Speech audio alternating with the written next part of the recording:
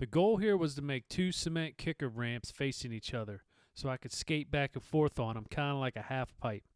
I was using that plywood to help visualize the layout. First, I strategically stacked large rocks. Then I dumped some shale or busted up rocks on top. Then I dumped dirt on top to smooth it out, which was probably unnecessary. You should never pour concrete onto dirt, because when the ground expands and contracts with the changing seasons, the concrete slab will buckle and crack.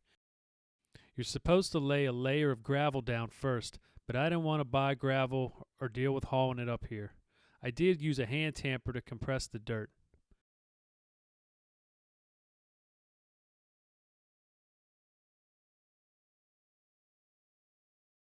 This 60-pound bag of concrete recommends mixing with 2.5 quarts of water. I was mixing 2 bags at a time in a wheelbarrow. This Deer Park water bottle holds about 3 quarts of water. I would fill it twice, dumping the water into a bucket. Then I would fill it a third time and have it on hand to add more water gradually if I needed it when mixing the cement. You'll need a second bucket filled with water to dunk your shovel in when smoothing out the concrete ramp. I bought 5 bags of concrete at the amount of $4 apiece. Unfortunately, 5 bags was not enough. At this time, I didn't know how to use the wet shovel to smooth out the concrete, so the ramp turned out really bumpy and rocky. So not only did I not have enough concrete, what I poured ended up being not smooth at all. So the next day, I went and got 5 more bags of concrete on sale for $2 a bag. I learned how to make the concrete smooth using a wet shovel, but the ramp was unskatable due to the unevenness of where the old and new concrete met. As of now, I spent $30 and the ramp was unusable. So my next idea, which was a fail, was to buy a bucket of this black tar-like asphalt driveway sealer.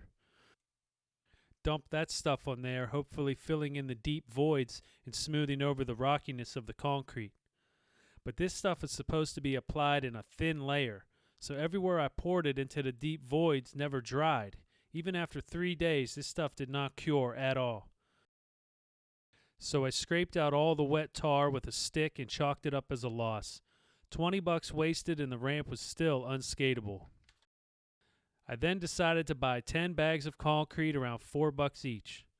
I poured one continuous slab about 4 feet wide and 14 feet long, using the wet shovel to smooth it out the best I could. It took about 2.5 hours to make this. Here it is after a couple hours of drying. A groundhog walked over it, leaving paw prints in the concrete.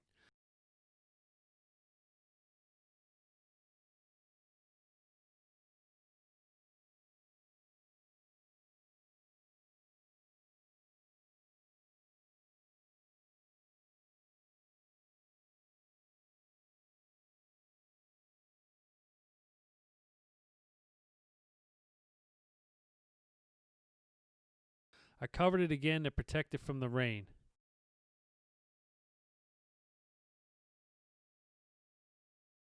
"24 hours later, it looked cure enough to try it out. It was not extremely smooth, but smooth enough and way better than it was on the first attempt.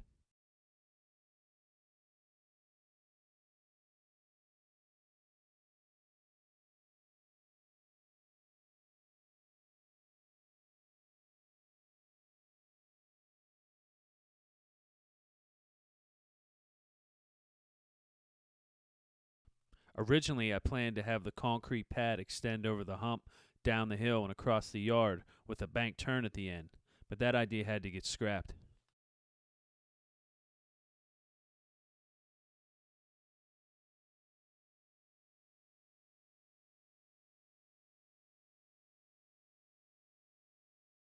But I'm not done yet because the ramp on the right wasn't tall enough to provide enough speed and momentum. Watch part 2 to see a larger cement kicker get built.